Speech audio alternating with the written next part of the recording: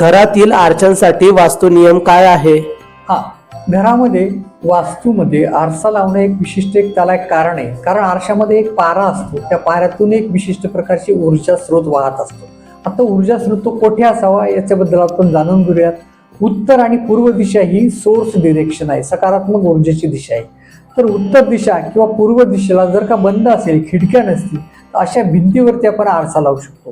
परंतु त्याचा जो काय आकार आहे तो त्या भिंतीच्या आकारावरती अवलंबून असतो.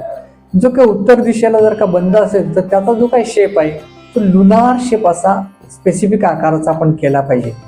त्याचप्रमाणे आता कुठे आरसा लावू नये, आपण जिथं झोपतो त्या ठिकाणी असं जर का आरसा लावला तर त्यातील ऊर्जेमुळे अर्थातच झोप नीटनेटकी होणार नाही. म्हणून बेडरूममध्ये आरसा हा लावू नये. किंवा दक्षिणेची ऊर्जा प्रबळ होऊ नये म्हणून दक्षिण दिशेच्या भिंतीला आरसा आपण लावू नये. ही आरसा लावण्यासंबंधीची काळजी आपण घेऊ शकतो आणि अधिक सल्ल्यासाठी आपण नक्कीच विचारणा करू शकता. धन्यवाद.